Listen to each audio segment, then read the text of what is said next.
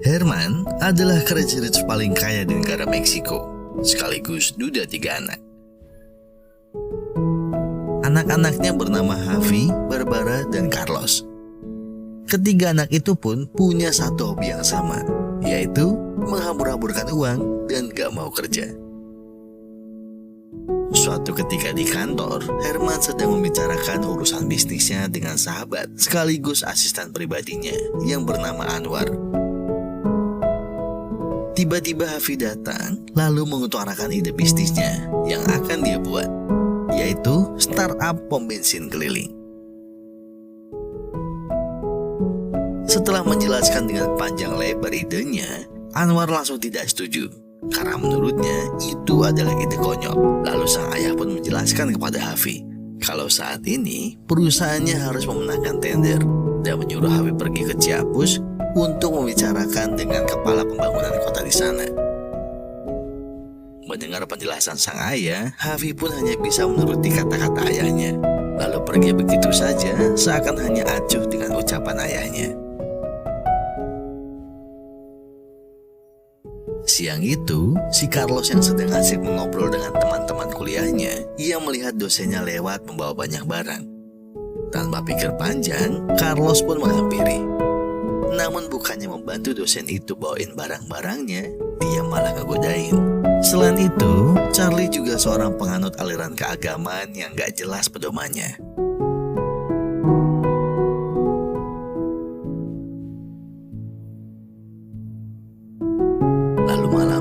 Saat perayaan ulang tahun Barbara melihat laki-laki bernama Lucho. Lucho adalah keponakan dari pengasuhnya. Langsung saja Barbara nyamperin dan mencoba menggoda Lucho untuk kesekian kalinya. Namun tak lama kemudian, sang ayah pun datang menyapa Lucho. Di tengah obrolan mereka, tiba-tiba Peter, pacar Barbara, nyamperin dan mengajak Herman pindah tempat karena ingin membahas sesuatu yang penting.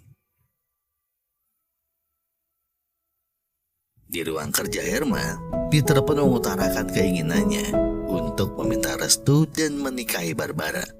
Herman pun kaget mendengar hal itu. Lalu Herman menanyakan pekerjaannya. Peter pun menjawab kalau restoran miliknya yang sudah beroperasi selama 9 bulan baru saja ditutup. Meskipun sebenarnya Peter adalah pengangguran. Herman benar-benar kesal dan tidak merestui rencana itu. Tapi karena kebucinan Barbara sudah sampai ke akar, Barbara pun tidak peduli dan akan tetap menikah meskipun tidak direstui.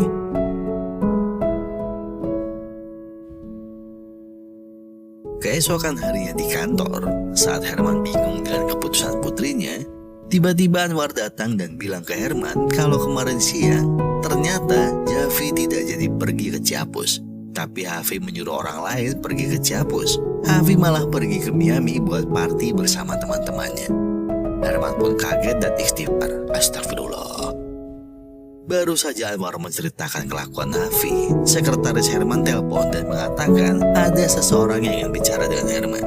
Ternyata itu ketua yayasan kampus Carlos yang menelpon dan memberitahukan bahwa Carlos ketahuan melakukan hubungan yang membagongkan dengan seorang dosen wanita di kantor. Herman semakin pusing dengan kelakuan ketiga anaknya. Herman pun sesak dan akhirnya dilarikan ke rumah sakit. Herman? Sesampainya di rumah sakit, ketiga anaknya datang untuk menjenguk Herman. Tapi ketika dokter menjelaskan kalau Herman terkena serangan jantung ringan dan harus istirahat total, Javi, Barbara, dan Carlos bukannya mendengarkan kata dokter. Mereka malah saling menyalahkan satu sama lain dan perdebatan pun terjadi. Anwar pun kesal dan menyuruh mereka bertiga keluar ruangan. 3 bulan berlalu. Di tempat yang berbeda, Javi, Barbara, dan Carlos terlihat lagi asik dengan aktivitasnya masing-masing. Suasana kemudian berubah seketika menjadi panik dan kebingungan karena satu persatu dari mereka mendapat telepon dari pihak perusahaan ayahnya yang mengatakan bahwa semua kartu kredit mereka diblokir. Tak hanya itu, mereka bertiga pun tidak bisa menelpon karena aksesnya juga diblokir. Tak lama kemudian, mereka pun bergegas pulang ke rumah dalam keadaan bingung dan mencari ayahnya. Tapi tiba-tiba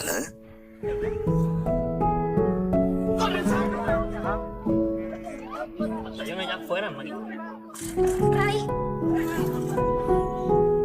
Se están llevando los coches en grado. ¿Por qué estás vestido como Jacinto? es que siempre es el último carro. Di dalam taksi, Herman menceritakan bahwa perusahaannya sedang terkena kasus penipuan uang dan saham. Karena itulah Herman dituduh dan menjadi tersangka atas kasus itu. Maka dari itulah semua anak-anaknya diajak untuk sembunyi sementara sampai kasus itu selesai. Kini semua aset disita pihak yang berwenang dan tanpa sepeser pun uang yang mereka bawa. Herman juga menyuruh ketiga anaknya tetap tenang karena Herman sudah mengutus orang untuk mengurusnya. Herman bilang, untuk sementara waktu, mereka akan tinggal dan bersembunyi di tempat ini. Ketiga anaknya shock berat melihat keadaan rumah itu, karena dari kecil mereka sudah hidup dengan bergelimang harta. Pagi harinya, Herman membangunkan ketiga anaknya dan menyuruh mereka bertiga untuk segera mencari uang. Tanpa uang, kita mau makan apa? Mereka bertiga pun terpaksa beranjak dari kasur, meskipun mereka masih sangat mengantuk. Dengan berat hati, Hafi, Barbara, dan Carlos pun keluar rumah mencari pekerjaan. Hafi mencoba peruntungan lain. Dia melamar kerjaan di sebuah kafe dan meminta upah sekitar $3.000 dan semua fasilitas layaknya pimpinan. Tentu saja, dia pun langsung ditolak. Sementara Barbara terlihat menelpon Peter agar mau meminjam dia uang sekitar $5.000 atau 75 juta rupiah. Namun Peter mengeluarkan jurus 1000 alasan untuk menolak meminjami Barbara uang. Padahal itu cuma akal-akalan Peter, karena dia juga nggak punya uang dan selama ini cuma morotin Barbara doang. Barbara kecewa dengan jawaban Peter, lalu menutup teleponnya. Di sisi lain, Carlos yang otaknya isinya cuma tante-tante dan mama seksi mencoba melamar pekerjaan menjadi karyawan di sebuah bank. Carlos pun ketemu Carmen. Carmen adalah seorang mama yang posisinya adalah seorang atasan di bank tersebut.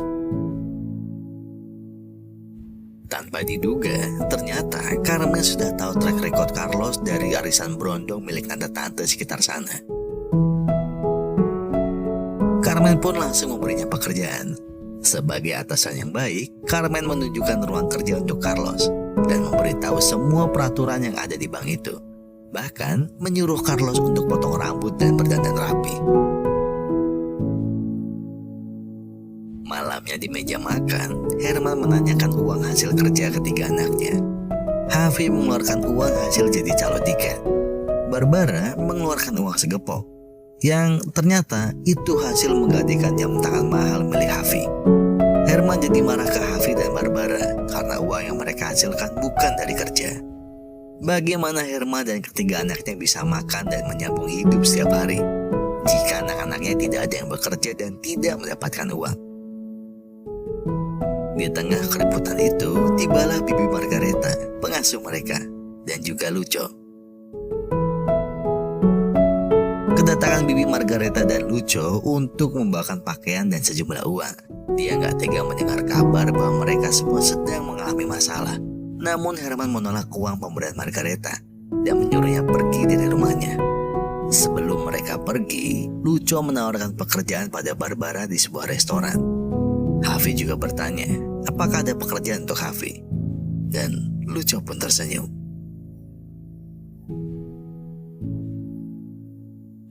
Besoknya, Hafi memulai harinya dengan menjadi supir angkot.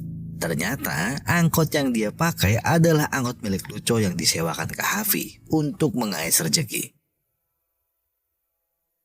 Ketika Hafi mau mengisi bahan bakar di pom, tiba-tiba bus lain yang bertuliskan "Coba salib aku dari saudarimu" menyerobot antrian. Hafi dan penumpang lainnya pun kesal dan marah-marah. Namun sopir bus itu hanya mengejeknya dan membuat Hafi semakin kesal. Sementara itu Barbara, akhirnya dia menerima tawaran Lucho sebagai pelayan restoran. Sesampainya Barbara di restoran, Lucho langsung menjelaskan tugasnya sebagai pelayan, yaitu mencuci piring dan bersih-bersih ruangan setelah tutup nanti. kemudian Luco menunjukkan ruang ganti dan seragam untuk Barbara. Yang ternyata ruang ganti itu bercampur dengan pelayan laki-laki. Barbara kaget dan takut jika ganti baju nanti dia dilihat orang lain, apalagi yang bukan muhrim. Namun Luco bilang kalau dulu Barbara selalu ganti pakaian di depan jendela sampai Luco pun bisa melihat seluruh tubuh Barbara. Mendengar itu, Barbara tertawa dan malah merendahkan Luco karena dia miskin. Luco pun marah lalu bilang kalau sekarang Barbara bisa kerja karena Luco. Luco pun menyuruh agar Barbara merubah sikapnya dan meminta Barbara segera ganti baju untuk kerja. Yang akhirnya dengan berat hati Barbara pun memakai seragam pelayan restoran untuk pertama kalinya. Masalah demi masalah pun tak kunjung berhenti. Barbara dilempari kepalan-kepalan tisu dari semua pengunjung resto. Hal itu membuatnya panik dan menabrak pelayan lainnya, sehingga bos restoran memindahkan Barbara di bagian belanja bahan makanan. Harvey pun masih ribut terus dengan sopir ugal-ugalan saingannya. Sementara Carlos hampir dipecat karena banyak banget melakukan kesalahan selama bekerja. Namun sepertinya Carlos bisa saja tidak dipecat, asalkan menjadi karyawan yang baik untuk ibu bos. Malam harinya keributan kembali terjadi. Berawal dari Harvey yang udah gak tahan sama makanan yang tiap hari dihidangkan dan merasa udah kerja keras tapi makanannya cuma itu aja. Sampai Barbara juga memuntahkan makanan di dalam kloset. Melihat hal itu, Herman langsung heran. Dengan nada tinggi, Herman bertanya, sejak kapan Barbara melakukan itu? Barbara menjawab sejak umur 8 tahun. Carlos tahu kalau itu sering dilakukan Barbara, namun Carlos tak pernah ngomong ke Herman. Herman semakin heran. Barbara balik nanya ke Herman, kapan ayah ada untuk anak-anaknya? Pas aku lulus, ayah gak datang. Ketika Carlos ada masalah, ayah gak ada. Sampai ayah tahu kalau Harvey pernah hampir dideo di sekolahnya, ayah juga gak tahu kan? Mendengar apa yang baru saja Barbara katakan, seketika Herman pun terdiam dengan heran. Barbara masih marah pun pergi meninggalkan rumah dan Pak Herman dengan heran. Pagi-pagi buta, Luco dan Barbara pergi belanja ke pasar. Di perjalanan, tiba-tiba Luco ngasih hadiah untuk Barbara. Setelah dibuka ternyata itu sepatu. Barbara senang karena selama pindah rumah dan kerja, dia hanya memakai high heels. Di warung makan tengah pasar, Luco menghentikan gerobak belanjaannya. Ketika Luco dan Barbara memesan makanan, tiba-tiba preman pasar menggoda Barbara. Luco menampakkan wajah garangnya ke arah 3 preman pasar itu. Dan 3 preman itu pun pergi tanpa melawan. Di siang hari, Luco menemui Harvey untuk meminta uang setoran angkot. Namun karena Harvey merasa Luco gak adil bagi hasilnya, Harvey pun kesal sambil menendang pintu angkot. Dengan wajah penuh amarah, Harvey menengok ke arah lain dan melihat bus yang sering ugal-ugalan itu sedang diparkir. Tanpa pikir panjang, Harvey menghampiri sopir bus itu. Setelah melihat sopir itu, Harvey meneriakinya, lalu nyamperin dengan rasa amarah yang memuncak. Harvey nanya, maksudnya apa orang itu sering ugal-ugalan setiap ketemu Harvey? Namun belum sempat sopir itu menjawab, Harvey pun langsung memukulnya. Baku hantam pun terjadi.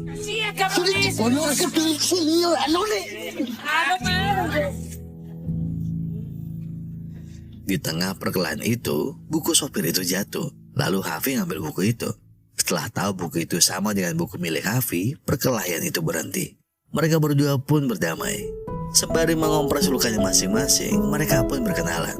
Sebut saja nama sopir ini Asep. Kemudian mereka bercerita panjang lebar tentang buku bisnis itu. Lalu Asep pun nanya tentang startup pom bensin keliling.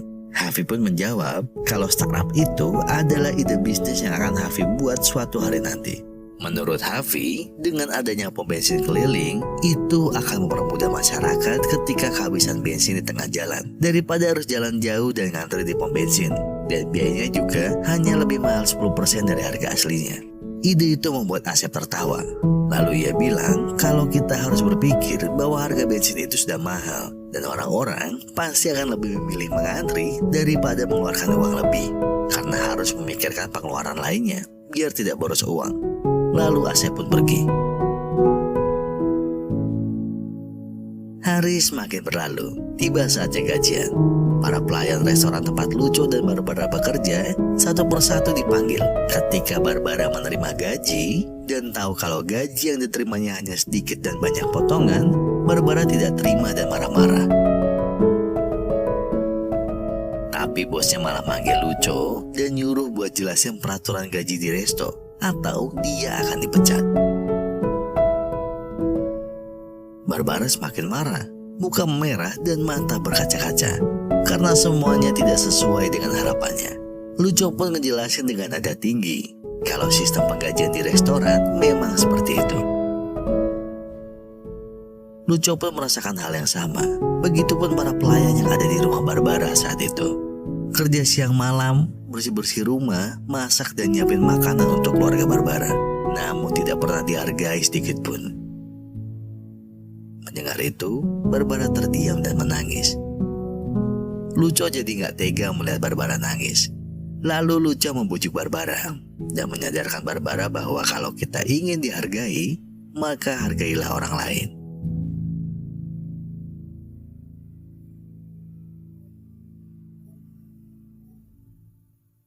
Hari demi hari dilalui keluarga Herman, sampai mereka mulai terbiasa dengan keadaannya sekarang.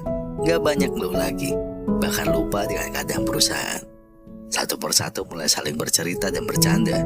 Bahkan saat makan malam, Carlos pun bercerita kalau dia pulang sampai larut malam karena dia harus menemani dan melayani atasannya yang sudah tua itu.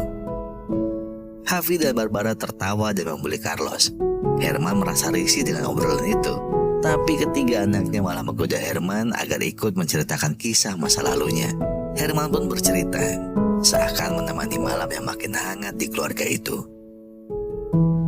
Suatu hari, pas Harvey dan Asep sedang asik ngobrol di parkiran bus, tiba-tiba Harvey melihat lahan yang luas dan bilang ke Asep kalau tanah kosong itu bisa disewa, lalu bisa dibuat parkiran bus.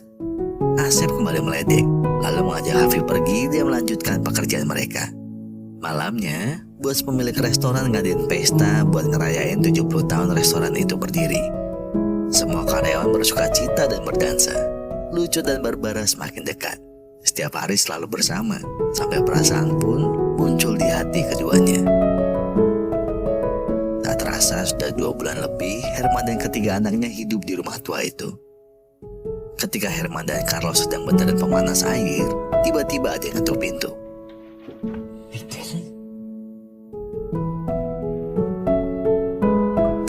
Disuruh, Peter pun masuk dengan muka sok gantengnya. Peter mulai membuka obrolan. Dia berkata kalau dia tahu keberadaan Herman dan anak-anaknya itu dari Anwar. Peter melanjutkan obrolan dengan membongkar bahwa sebenarnya Peter sudah tahu kejadian ini hanyalah rekayasa Herman saja. Herman hanya berpura-pura menjadi miskin agar anak-anaknya gak manja lagi. Peter merasa Herman jahat karena membuat anak-anaknya hidup sengsara. Lalu Peter mengancam, jika anak-anaknya tahu semua kebohongan ini, Herman pasti akan ditinggalkan ketiga anaknya. Herman pun sudah tahu tujuan kedatangan Peter. Rahasia ini hanya akan menjadi senjata Peter untuk memeras Herman. Di tengah perdebatan itu, tiba-tiba Harvey dan Barbara pulang. Harvey dan Barbara kaget melihat kedatangan Peter. Herman pun panik. Tanpa basa-basi, Peter langsung mengarang semua cerita. Kalau Peter udah nyelesain masalah keluarga Barbara. Harvey dan Carlos bahagia banget mendengar hal itu. Yang artinya semua kekayaan mereka telah kembali dan mereka pun bisa pulang ke istananya lagi seperti sedia kala. Namun di tengah kebahagiaan mereka, Herman hanya bisa terdiam dan merasa sangat kecewa dengan Peter. Peter membuat semua rencana Herman untuk mendidik anaknya menjadi gagal. Pas keluar rumah, Lucio datang, tapi kesedihan menyelimuti wajahnya. Ketika Harvey mengembalikan kunci bus, seraya berkata kalau Harvey dan keluarga mau pulang ke rumah lamanya. Ditambah lagi, Barbara dengan berat hati harus berpisah dengan Lucio. Di hari berikutnya, Herman, Anwar, dan Peter bertemu di kantor Herman. Pertemuan itu adalah untuk tanda tangan surat warisan. Herman menawarkan Peter pilihan. Warisan yang diberikan bukan hanya untuk Peter sendiri, melainkan milik bersama Barbara. Atau menyebutkan jumlah berapapun uang yang Peter minta. Tapi Peter harus pergi menjauhi keluarga Herman, khususnya Barbara. Peter pun hanya tersenyum. Dan Peter memilih menandatangani surat warisan saja karena dia tahu bahwa harta warisan Herman gak bakal habis 7 turunan. Peter langsung pergi meninggalkan ruangan. Herman yang masih dengan kegelisahannya sampai gak bisa ngeluarin ide lagi dan hanya bisa terdiam. Sepulang dari kantor, Herman pun mencurahkan isi hati pada Margareta. Herman yang sedang berusaha mengajari ketiga anaknya cara bertahan hidup dan menghilangkan sifat manja mereka, malah dipatahkan oleh seorang penipu ulung seperti Peter.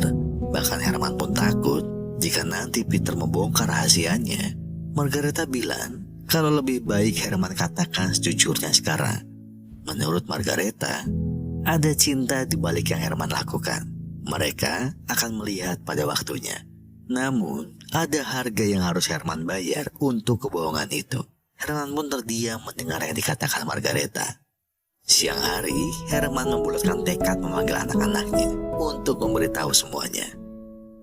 Namun ketika menelpon Barbara, ia mengangkat teleponnya adalah Peter. Sontak saja Herman panik mendengar suara Peter.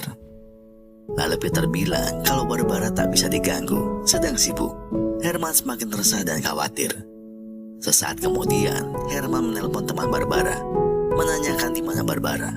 Lalu temannya pun menjawab kalau Barbara dan Peter akan menikah di balai kota. Pikiran dan hati Herman semakin tak karuan. Herman tahu setelah Peter menikahi Barbara, Peter akan mengambil semua hartanya. Herman pun langsung tancap gas bersama Anwar, Afi, dan Carlos menuju balai kota. Untungnya Herman datang tepat waktu. Herman mengatakan bahwa Peter tidak pernah membantu apa-apa. Bahkan Peter tak pernah mengeluarkan uang sepeser pun untuk melunasi utang-utangnya. Peter juga hanya ingin menguasai seluruh kekayaan Herman. Lalu Barbara pun marah dan mengusir Peter. Ketika Peter berlari, sekali hantaman, Peter pun langsung terjungkang. Lalu Herman pun memberitahu kalau semua yang terjadi, dari bangkrutnya perusahaan sampai menyebabkan ketiga anaknya menderita di rumah ayah Herman waktu itu, semuanya hanyalah rekayasa Herman. Herman hanya ingin memberi pelajaran untuk anak-anaknya, agar tahu bagaimana berjuang dari nol dan menghargai uang, agar kelak suatu saat nanti ketiga anaknya menjadi orang yang bisa mengerti arti perjuangan dalam hidup. Namun kebohongan tetaplah kebohongan. Afi, Barbara, dan Carlos sangat marah dan kecewa pada Herman. Mereka pun meninggalkan Herman sendirian.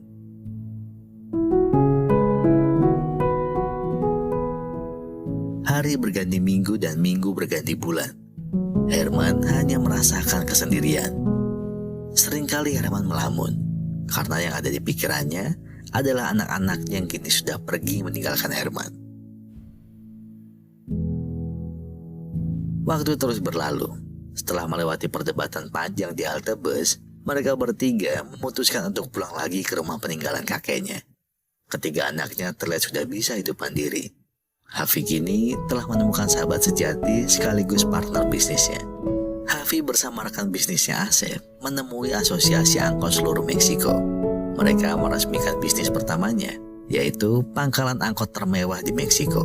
Mereka menyewa lahan yang luas dan buka parkiran angkot paling besar di Meksiko. Barbara akhirnya nyamperin Lucu di restoran dan mengulang asmara mereka yang sempat terpisah karena Peter. Mereka berdua pun terlihat sangat bahagia. Dan Carlos akhirnya bisa berpacaran dengan wanita seusianya. Alhamdulillah. Tepat di hari ulang tahun Barbara, terlihat mereka bertiga bersama teman-temannya sedang sibuk menyiapkan pesta untuk Barbara. Namun di tengah kebahagiaan itu, tiba-tiba terdengar suara ketukan pintu. Barbara pun membuka pintu dan kaget melihat Herman yang sudah di depannya dengan membawa sikat bunga. Herman pun memberikan bunga itu dan mengucapkan selamat ulang tahun kepada Barbara, anak perempuannya yang sangat dia sayang. Barbara terdiam sejenak, lalu memanggil Hafi dan Carlos. Mereka tertegun dan saling tatapan satu sama lain. Tak lama kemudian, Herman berkata kalau dia ingin memberi pelajaran pada anak-anaknya. Namun sekarang, malah Herman sendirilah yang dapat pelajaran berharga itu. Dengan hati yang penuh kesedihan, Herman melangkah keluar dan hendak pergi. Namun hal tak terduga terjadi. Bang, ketitembak